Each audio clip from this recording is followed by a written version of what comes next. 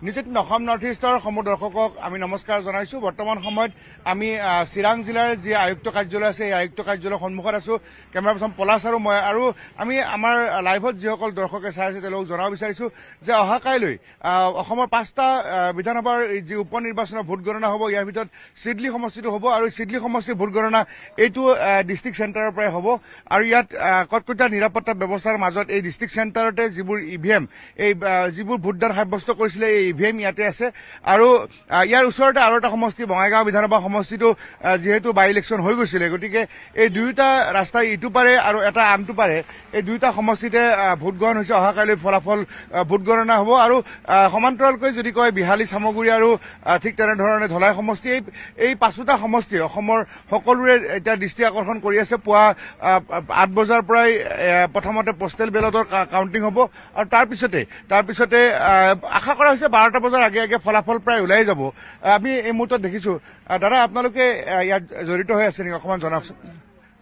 নিৰাপত্তা ক্ষেত্ৰত আছে চিকিউৰিটি মই একো নকওঁ, এতিয়া একো নকওঁ।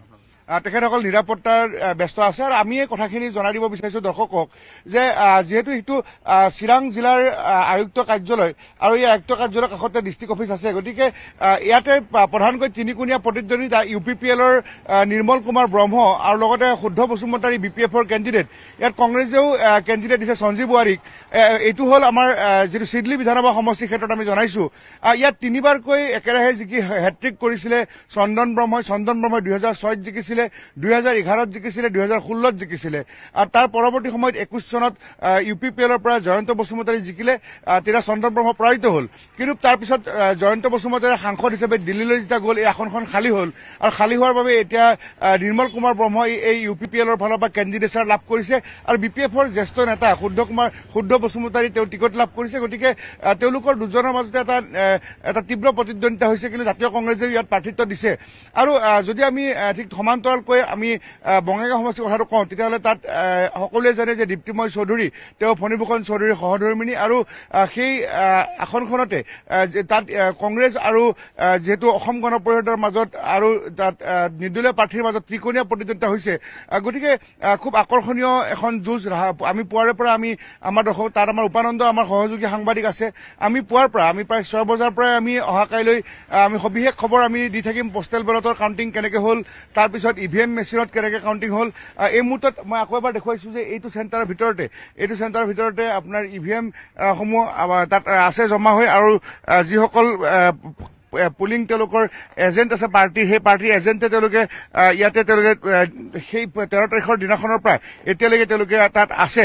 আৰু আমি দেখিছিলো যে যদি আমি বঙাইগাঁৱৰ ক্ষেত্ৰত আমি ক'বলৈ যাওঁ তেতিয়াহ'লে মথুৰা মোহন সিনহা তেখেতে দুবাৰ একেৰাহে জিকিছিলে 1967 আৰু 1978। আমাৰ মনত আছে মাজতে এবাৰ 1972 ধ্ৰুৱ কুমাৰ বৰুৱা তেখেতে জিকিছিলে জাতীয় কংগ্ৰেছৰ ফালৰ পৰা, কিন্তু তাৰপিছত যদি 1983ত কোনেও কেণ্ডিডেট দিয়া নাছিলে বঙাইগাঁও সমষ্টিত, তেতিয়া অবৈধ নিৰ্বাচন আছিলে। আৰু তাৰপিছত 85ৰ পৰা ধাৰাবাহিকভাৱে 85, 91, 96, 2001, 2006, 2011, 2016 তাৰপিছত 2021 এই 8টা বিধানসভা নিৰ্বাচনত ফণীভূষণ চৌধুৰী বিজয় হৈছিলে। কিন্তু বিগত লোকসভা নিৰ্বাচনত বৰপেটা লোকসভাৰ পৰা তেখেতে বিজয় সাব্যস্ত কৰাত এই আসনখন খালী হৈ বাই ইলেকশ্যন হ'ল আৰু বাই ইলেকশ্যনে যি বজেন্দ্ৰজিৎ সিংহাই কংগ্ৰেছৰ প্ৰাৰ্থিত্ব লাভ কৰিছে আৰু অসম গণ পৰিষদৰ প্ৰাৰ্থিত্ব দীপ্তিময় চৌধুৰীয়ে লাভ কৰিছে। তেওঁলোকৰ দুজনৰ মাজতে পোনপটীয়াকৈ যুদ্ধ হৈছে। কিন্তু তথাপিও যিহেতু শৈলেন চৰকাৰ তেওঁ অসম গণ পৰিষদ দলৰ পৰা তেওঁ আঁতৰি আহি নিৰ্দলীয় খেলিছিলে, গতিকে তেওঁ নিজাববীয়াকৈ জয় হ'ম বুলি দাবী কৰিছে। গতিকে তেখেতেও এটা যথেষ্ট ভোট পাইছে। আমাৰ যিখিনি গ্ৰাছৰুট লেভেলত আমি সৰজমিন তদন্ত কৰিছিলো, গতিকে এটা খুব আকৰ্ষণীয় পৰ্যায়ত আছে।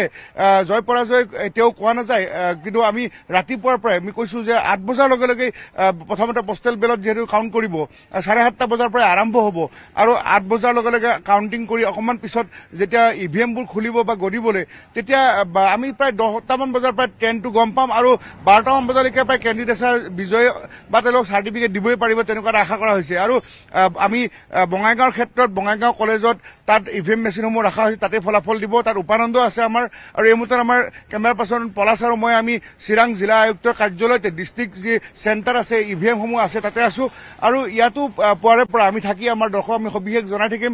আমি এটা বৃহৎ দলে এই 5টা উপ নিৰ্বাচনৰ ভোট গণনাৰ ক্ষেত্ৰত আমি সাজু হৈছোঁ। আৰু এটা কথা আমি জনাব বিচাৰিছিলোঁ, এটা সময়ত যদি ইয়াৰ বৃহত্তৰ অঞ্চলত চোৱা যায়, অসম গণ পৰিষদ দলৰ কেইবাজনো বিধায়ক ইয়াৰ পৰা বিজয়ী হৈছিলে।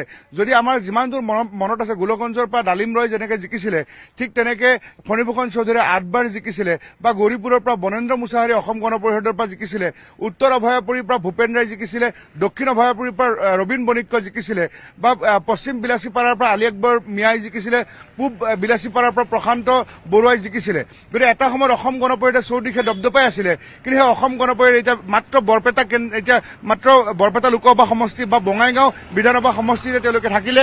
বাকী যিমানবিলাক সমষ্টিৰ মই নাম কলো, এই সমষ্টিসমূহত তেওঁলোকৰ অসম গণ পৰিষদে বিজয় ধ্বজা উৰুৱাবলৈ সক্ষম হৈছিলে।